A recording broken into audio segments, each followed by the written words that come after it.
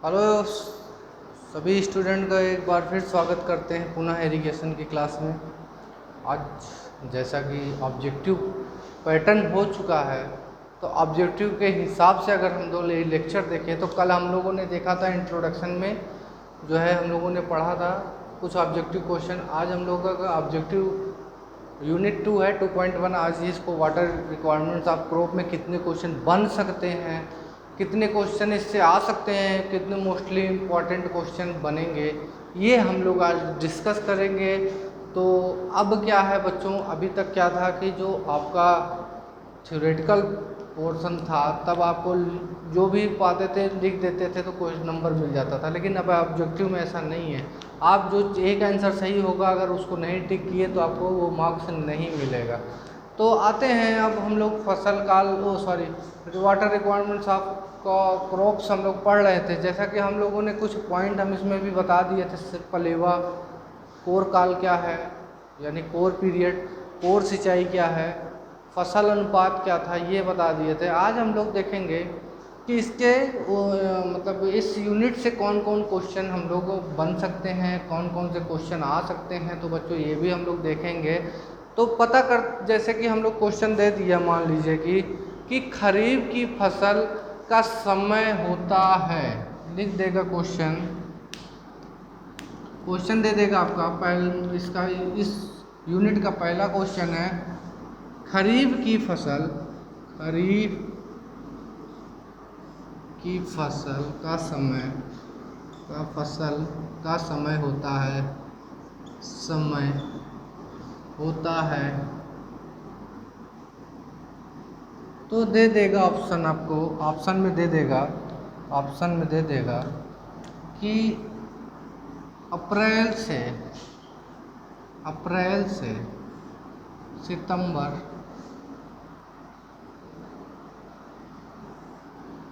B option दे देगा अक्टूबर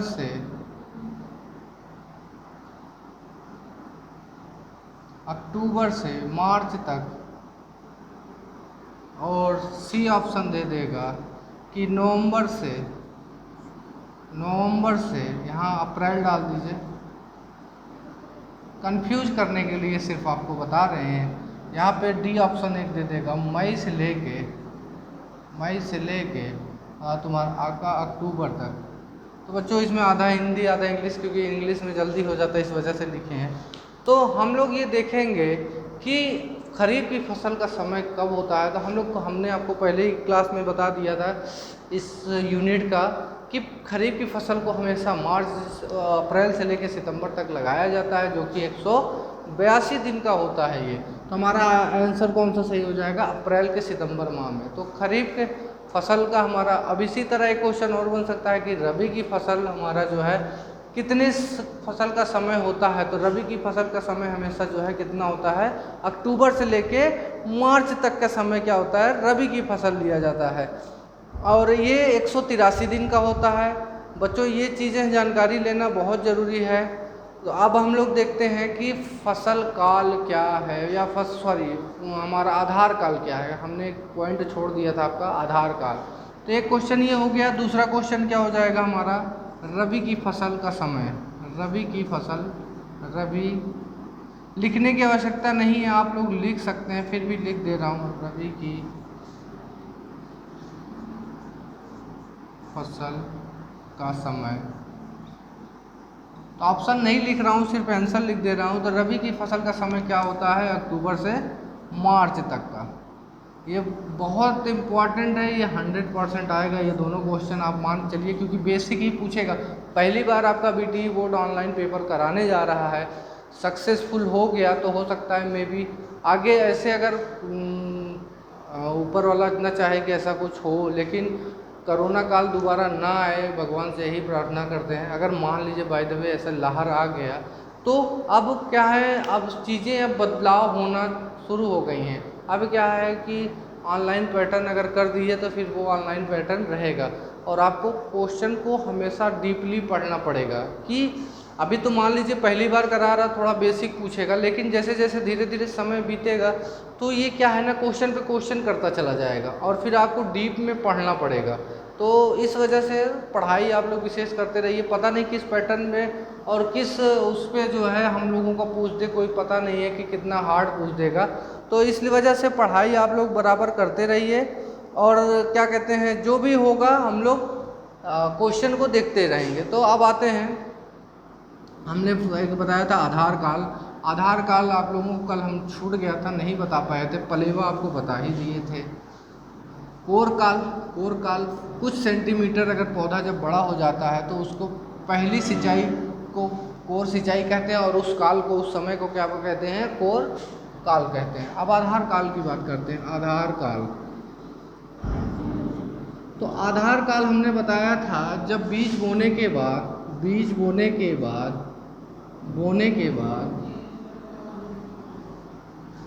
बाद पहली सिंचाई, पहली दी गई पहली सिंचाई, दी हुई पहली सिंचाई, दी गई पहली सिंचाई से लेके, पहली सिंचाई से लेकर अंतिम सिंचाई तक, कटाई से पूर्व, यहाँ पे हम लिख दे रहे हैं कटाई से पूर्व, कटाई से पूर्व अंतिम सिंचाई के समय को आधार काल कहते हैं, आधार काल कहते हैं। बच्चों अगर ना समझ में आए तो मैं फिर से आपको समझा रहा हूँ। यानी कि जब आप कोई भी फसल लगाएंगे और बीज आप लगा दिए, उसके बाद क्या है, सिंचाई का समय आएगा तो पहली सिंचाई मानते हैं कि पलेवा की सिंचाई होती है, दूसरी सिंचाई कोर की सिंचाई होती है। तो जब कुछ सेंटीमीटर पौधा बड़ा हो जाएगा तो हमारा क्या होगा, सिंचाई का एक मतलब आवश्यकता हो जाएगी फसल को। और जब सिंचाई आप पहली सिंचाई बीज बोने के बाद, यानी कोर काल का जो कोर पीरियड के समय आप देते हैं, तो पहली सिंचाई हो गई आपकी बीज बोने के बाद की। पलेवा सिंचाई क्या है, बीज बोने से पहले दी जाती है, तो उसको हम उसमें हम नहीं काउंट करेंगे। तो हमारा पहली सिंचाई क्या हो जाएगी, बीज बोने के बाद कोर सिंचाई में। तो कोर सिंचाई से लेके जब कटाई से पहले जो सिंचाई आप करे रहेंगे, उस समय के समय को क्या बोलेंगे, आधार काल, यानी हमारा आधार काल कहेंगे। ठीक है, बेस पीरियड जिसको इंग्लिश में हम लोग बोलेंगे बेस पीरियड। ये बहुत इंपॉर्टेंट है, इसमें से क्वेश्चन आ जाएगा कि बीज बोने के बाद दी गई पहली सिंचाई से लेकर कटाई के पूर्व अंतिम सिंचाई के समय को क्या कहते हैं। तो उसमें रहेगा आपका ऑप्शन में दे देगा कोर काल, कोर काल पहला नंबर दे देगा कोर काल, दूसरा दे देगा फसल काल, फसल काल, तीसरा आधार काल,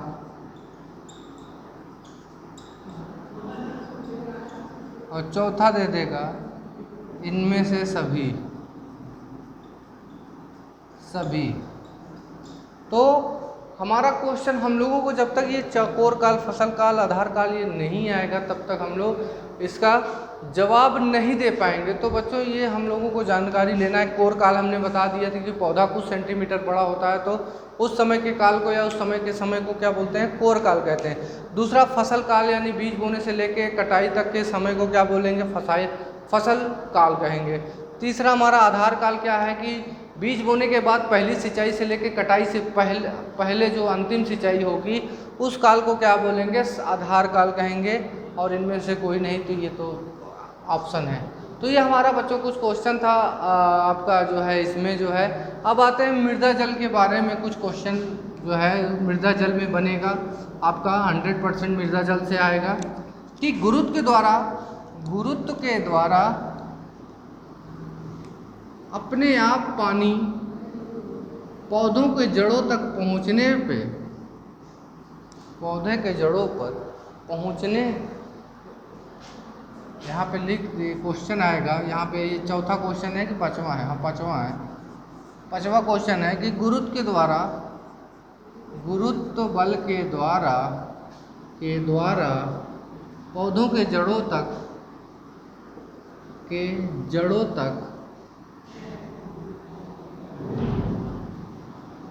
पौधे के जड़ों तक पानी या जल सिंचाई करता है, ऐसे मृदा जल को क्या बोलते हैं? ऐसे मृदा जल को कहते हैं, मृदा जल को कहते हैं। पहला नंबर ऑप्शन दे देगा कोशिकीय जल, कोशिकीय जल। दूसरा ऑप्शन दे देगा आपका गुरुत्व जल। तीसरा दे देगा आर्द्रता ग्राही, आर्द्रता ग्राही जल। और चौथा ऑप्शन दे देगा इनमें से कोई नहीं, नन ऑफ दिस और दिस। तो बच्चों ये हमारा जो है क्वेश्चन एक ही, ये भी बहुत इंपॉर्टेंट है कि गुरुत्व के द्वारा पौधे के जड़ों तक जल सिंचाई या फसलों को जो है सिंचाई कर देता है, ऐसे जल को क्या बोलते हैं? तो हमने आपको बताया था कि आर्द्रता ग्राही क्या था कि आपका जो है हमारा वायुमंडल से जो भी प्रभाव होकर जो सूखी मृदा आपके पास थी वो नम हो जाती थी, तो ऐसे जल को क्या कहते थे? आर्द्रता ग्राही जल कहते थे। और कोशिकीय जल की बात कहते थे तो आर्द्रता ग्राही इसमें तो उत्तर तो नहीं होगा, ये तीसरा तो नहीं होना है। कोशिकीय जल क्या रहता था कि मृदा में जो जल नीचे पाया जाता था वो जल जो है सिंचाई के रूप में दे देते थे, ऐसे जल को क्या बोलते थे? कोशिकीय जल कहते थे। लेकिन गुरुत्व जल क्या हो रहता था? बह के अपने आप वहाँ पे पहुँच जाता था उन फसलों की जड़ों पर, तो ऐसे जल को क्या बोलते थे? गुरुत्व जल। तो इसका ऑप्शन क्या होगा? ये दूसरा सही होगा, गुरुत्व जल होगा। हमारा ये 5 क्वेश्चन बच्चों बन सकता है, किससे? हमारा जो है वाटर रिक्वायरमेंट्स ऑफ क्रॉप से। तो ये हमारा जो है इसको नोट डाउन कर सकते हैं करना हो तो, और क्या कहते हैं स्क्रीनशॉट लेना हो तो वो भी आप ले सकते हैं। एक क्वेश्चन आ सकता है सकल सच क्षेत्रफल। हमने आपको बताया था सकल सच क्षेत्रफल क्या होता है और कृष्ण क्षेत्रफल क्या होता है। सकल कृष्ण क्षेत्रफल और सकल सच क्षेत्रफल, यहाँ पर एक हेडिंग हम डाल सकते हैं, सकल सच क्षेत्रफल होता है। ये क्वेश्चन मोस्ट इम्पॉर्टेंट है, इसको नोट डाउन आप लोग कर लीजिएगा। मोस्ट इम्पॉर्टेंट ये क्वेश्चन 6वां है हमारा, क्वेश्चन नंबर 6। यहाँ पे आपको ये दे देगा और इसके बाद इसका फार्मूला दे देगा आपको ऑप्शन के रूप में। ऑप्शन के रूप में दे देगा पहला कि दे देगा कि कृष्ण क्षेत्र सकल सच क्षेत्र बराबर क्या होता है? कृष्ण क्षेत्र ये हो सकता है। दूसरा दे देगा ऑप्शन में कृष्ण क्षेत्र माइनस कृष्ण क्षेत्र माइनस हमारा आकृष्ट क्षेत्रफल, आकृष्ट सच क्षेत्रफल। अब यहाँ पे तीसरा ऑप्शन दे देगा हमारा ये ए बी, तीसरा ऑप्शन दे देगा सी हो जाएगा यहाँ पर कृष्ण क्षेत्र फल प्लस आकृष्ट क्षेत्रफल। और चौथा ऑप्शन दे देगा डी बराबर कि दूसरा बी और सी दोनों सही है, ये दोनों सही। तो हम लोगों ने बताया था आपको कि सकल सच क्षेत्रफल क्या होता है कि ऐसा क्षेत्रफल जो कृषि योग्य भी हो, ऐसा क्षेत्रफल जो कृषि योग्य भी हो और कृषि योग्य नहीं भी हो, तो दोनों का योग ही क्या कहलाता था? हमारा सकल सच क्षेत्रफल, जिसमें से इसका आंसर क्या हो जाएगा? ये हो जाएगा। अब कृष्ण क्षेत्रफल अगर देखा जाए तो कृष्ण क्षेत्रफल खाली जो है कृषि सच क्षेत्रफल, जहाँ पे कृषि के योग्य जमीन या क्षेत्रफल जितना भी हम लोग उसका उपयोग कर रहे हैं, जो भी क्षेत्रफल, वो हमारा कृषि सच क्षेत्रफल आता था। ये दोनों इंपॉर्टेंट है। 6 और 7 दो क्वेश्चन बन गए इसके कि कृषि क्षेत्रफल क्या है, तो ये आप लोग लिख लीजिएगा सच क्षेत्रफल।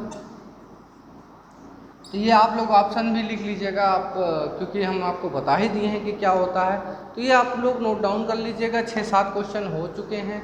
अब आगे कल की डेट में नेक्स्ट यूनिट हम आपको डिटेल में बताएंगे वाटर रिक्वायरमेंट्स ऑफ क्रॉप के बाद जो भी आपकी यूनिट होगी और उसके बाद उसका फिर ऑब्जेक्टिव क्वेश्चन करेंगे। तो आपका कुछ क्वेश्चन इसमें रह गया है, 2-3 क्वेश्चन 4 जो इम्पोर्टेंट है वो भी मैं कल की वीडियो में आपको बता दूंगा, क्योंकि आज वीडियो थोड़ा लंबा हो रहा है और इसकी लिमिटेशन है हम लोगों को कि आप इससे ज़्यादा नहीं बनाइएगा, ताकि क्योंकि वीडियो बहुत सारे रहते हैं, बहुत सारे तीनों ब्रांच के रहते हैं, जिसमें से अब तीनों ब्रांच की वीडियो अपलोड करना होता है, जिसमें हम लोगों का वीडियो बहुत लेंदी हो जाता है, जो एक दिन में करना पॉसिबल नहीं होता है। तो इस वजह से हम लोगों को वीडियो बहुत शॉर्ट टर्म बनाई जाती है। तो आप लोग बच्चों जो भी हम लोग नोट डाउन कर रहे हैं, अगर लगता हो कि थोड़ा सा बोरियत लग रही है कि बहुत धीमे धीमे चल रहा है, तो आपके पास वीडियो है वो उसका प्ले स्पीड आप कर सकते हैं, आप 1.25 से चला सकते हैं, 1.5 अगर जिसमें आपको समझ में आए उस हिसाब से करके जल्दी से आप लोग क्वेश्चन देख सकते हैं। क्योंकि ये तो ऑब्जेक्टिव हम बता ही रहे हैं, अगर जहाँ पे ना समझ में आए तो उसको जो है आप नॉर्मल कर सकते हैं। तो ये हुआ हम आपका जो है वीडियो के अकॉर्डिंग बता रहे हैं, लेकिन आप वीडियो ज़रूर देखिए। ये मत सोचिए कि हमारे पास मटेरियल हम ले लेंगे किसी और के माध्यम से, तो आप ये गलती मत करिए, क्योंकि हम लोग वीडियो बोर्ड के माध्यम से जुड़े हुए हैं, किस पैटर्न पे आएगा, अन्य अन्य कॉलेजों से हम लोग भी बातचीत करते रहते हैं, हाँ ये भी ऐसे क्वेश्चन आ सकते हैं। तो ये गलती मत करिएगा, वीडियो ज़रूर देखिएगा, वो चाहे जिस सब्जेक्ट का हो। पर्सनली मैं अपने ही सब्जेक्ट का नहीं कह रहा हूँ, ऑल टोटल जितने भी सब्जेक्ट पढ़ाया जा रहा है, जितने भी टीचर पढ़ा रहे हैं, तो किसी को आप लोग इग्नोर मत करिए और बाकी वीडियो देखते रहिए। बाकी आप लोग अपने थंबनेल उसमें जो है हमको मैसेज के थ्रू आप अपना कमेंट कर सकते हैं। तो बाकी आज के लिए धन्यवाद, और घर पर रहिए, सुरक्षित रहिए, पढ़ाई जरूर करते रहिए।